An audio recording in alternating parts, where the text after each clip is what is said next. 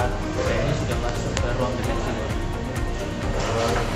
Secara normatif SOP-nya adalah saat masuk ke ruang detensi yang bersangkutan si terdata ini akan kita kasih peralatan untuk peralatan mandi, baju, dan peralatan untuk beribadah.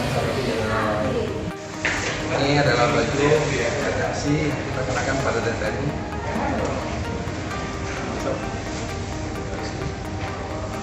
Kemudian berdasarkan itu kita kasih tahu juga dengan DTNI-nya. Salam sejahtera bagi kita semua.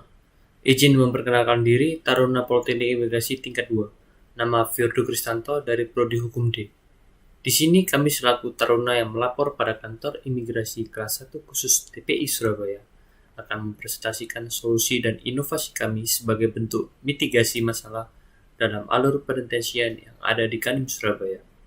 Sebelumnya, rekan saya akan menjelaskan alur pendetensiannya terlebih dahulu pada slide selanjutnya.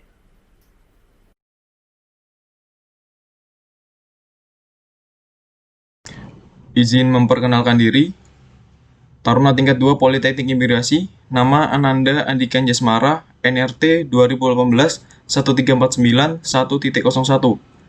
dari kelas Hukum Keimigrasian B. Di sini saya akan menjelaskan langkah-langkah pendetensian di Kanim Surabaya. Yang pertama, ada pra masuk ruang detensi, surat perintah pendetensian dan berita acara pendetensian. Yang kedua, mengisi formulir data deteni.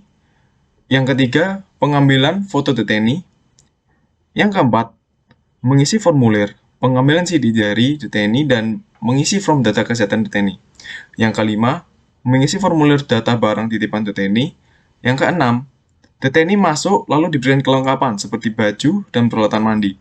Di sini deteni tidak memperbolehkan membawa baju atau peralatan mandi dari luar. Lalu yang ketujuh, pemberian makan 3 kali sehari kepada deteni. Yang kedelapan, pengecekan kesehatan badan yang dilakukan oleh dokter dari kementerian atau langsung didatangkan dari kantor tersebut. Yang kesembilan, kegiatan beribadah keagamaan atau kepercayaan. Yang ke-10, penerimaan kunjungan bagi deteni. Yang ke-11, deteni keluar surat perintah pengeluaran deteni.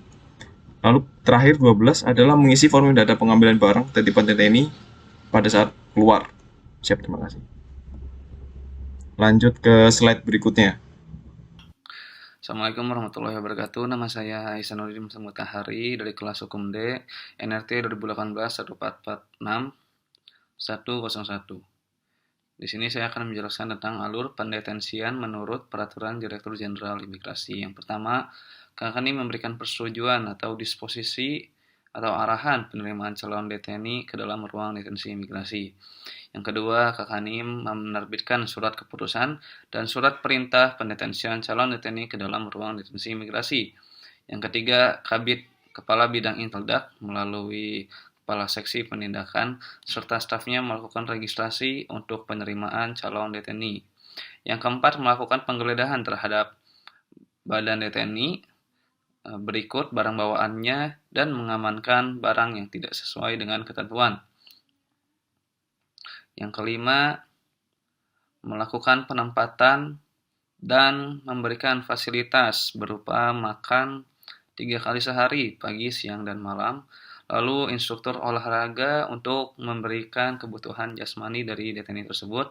Lalu yang ketiga merupakan perlengkapan mandi.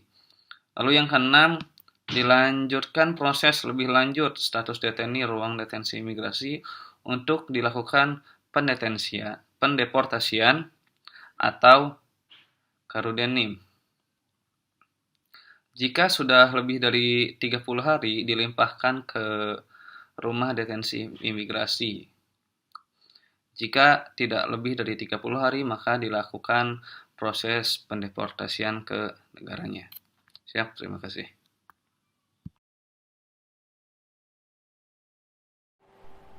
Izin memperkenalkan diri, Taruna tingkat 2, nama Luki Aktivanto NRT 2018-1473-101. Izin Pak, izin menjelaskan bagian yang keempat, yaitu adalah masalah pendetensian di Kanim Surabaya.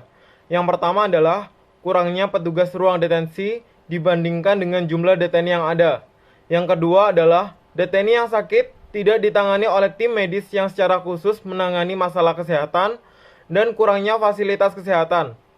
Yang ketiga adalah deteni merasa jenuh dan mentalnya jatuh saat dimasukkan ke ruang detensi. Yang keempat adalah deteni yang sudah lama tinggal di ruang detensi merasa daya tahan tubuhnya menurun.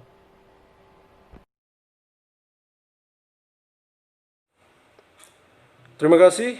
Izin mempawang diri Taruna Tika 2, nama Badawi Geswara Wiraningrat Surimanggala. Mohon izin menjelaskan, menurut kami, solusi sebagai bentuk mitigasi masalah di kantor imigrasi Surabaya adalah melakukan penambahan petugas untuk memaksimalkan pengawasan terhadap deteni di kantor imigrasi kelas 1 khusus TPI Surabaya. Yang kedua, melakukan pembenahan atas fasilitas kesehatan yang tidak memadai untuk keberadaan deteni selama di kantor imigrasi kelas 1 khusus TPI Surabaya. Yang ketiga, melakukan pemantauan secara intensif terhadap deteni yang dicurigai melakukan kegiatan yang tidak wajar. Dan yang terakhir, yang keempat, melakukan pola pembinaan terhadap deteni untuk membentuk pribadi deteni lebih baik, sehingga akan kesadaran untuk melakukan pelanggaran keimigrasian akan datang relatif rendah. Terima kasih.